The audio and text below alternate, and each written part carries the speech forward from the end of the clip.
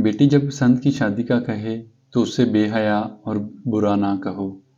पसंद की शादी बेटियों का हक है और हमारे नबी की सुन्नत भी। कुछ लोग अपनी आधी जिंदगी पढ़ने में गुजार देते हैं और सीखते क्या हैं? दूसरों को नीचा दिखाना। दूसरों को मैला करने से खुद का किरदार उजला नहीं हो जाता।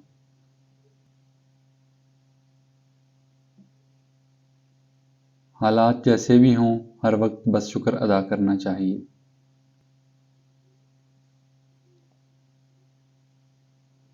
कुरान पाक बार बार कहता है, ना उम्मीद ना हो, कमज़ोर ना पड़ो, गमगीन ना हो, बेशक अल्लाह हर चीज़ पर कादिर है।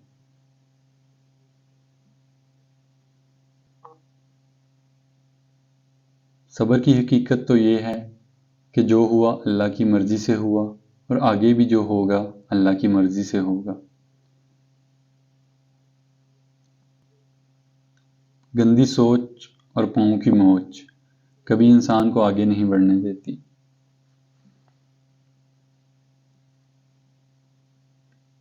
अपनों से ऐसी लड़ाई ना लड़ें कि लड़ाई तो जीत जाएं मगर अपनों को हार जाएं।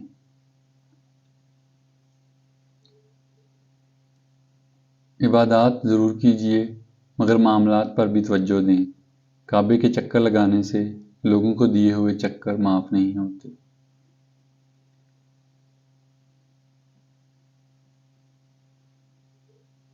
हमने आदाब के चक्कर में कुरान पाक को इतना ऊंचा रख दिया कि अब हाथ नहीं पहुंच रहा।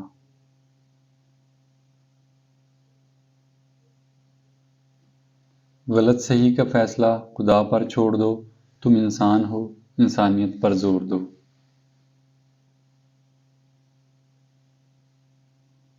मैं आज तक अपनी खामोशी पर नहीं पछताया, जब भी पछताया हूँ अपने बोल पर पछताया।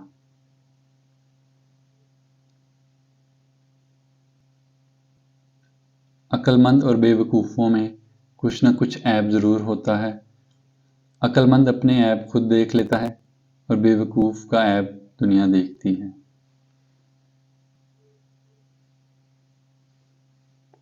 वक्त जब फैसला करता है तो गवाहों की ज़रूरत नहीं पड़ती।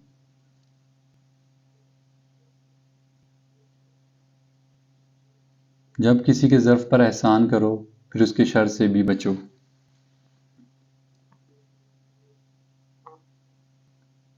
एक बुज़ुर्ग से किसी ने पूछा, इंसान का सुकून कहाँ छुपा है?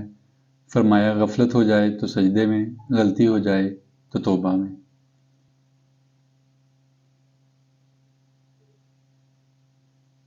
तुर्क कहावत है, अगर किसी शख्स से ताल्लुक़ काट चुके हो तो उसके मुतालिक अपनी ज़ुबान भी काट दो।